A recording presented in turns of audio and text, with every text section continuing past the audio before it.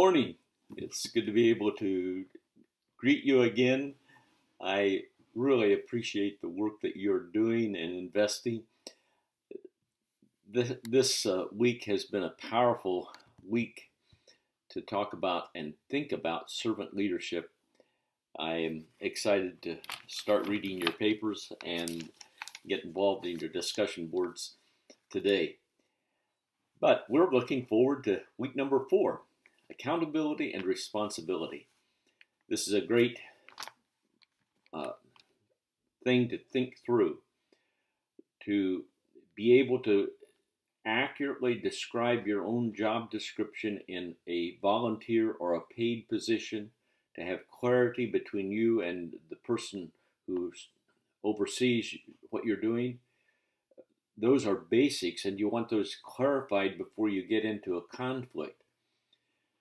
So, Chan's chapters 5 to 8 are powerful reading again, and then you have another video by him as well as one by me. Then your assignment is about implementing change in your church.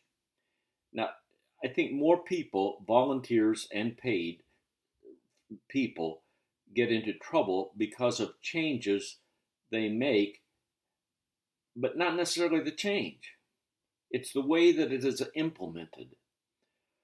I could tell you many stories that are sad but hilarious, where a person who is involved in the ministry says, "We need to do this," and the leadership says, "No, we're not going to do that." However, after that person resigns and leaves, before a replacement is found, they implement the idea. It was not the idea or the change, it was the process that person A used to try to implement it. So I want you to think through that very carefully. And your church is your church, it's not my church. So how you will implement it and how I will implement it are two different things. 3 pages describe the process that you are proposing to make a successful change as you respect people, as you respect the culture of the church and of that specific ministry, and without causing a major uproar. Those are just some basics in that whole situation. And then our discussion board is to describe how you have addressed failure to be accountable and or responsible in a work or a ministry setting. So that's just to help us to think through and pick up ideas from each other of how you handled a tough situation, so that I may be able to apply that to something in my own life. So that's a good one. And then in the whole theme of accountability, in this week's resources, I have posted a pastoral report. Many years ago, one of my district leaders told me, you need to do a monthly report for your elders. And you don't just say you preach 4 sermons. You say, I planned and prepared to preach 4 sermons. I preached 4 sermons.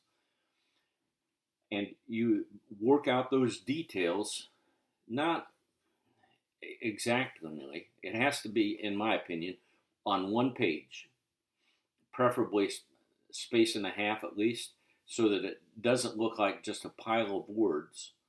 And then I present that to the elders prior to their meeting.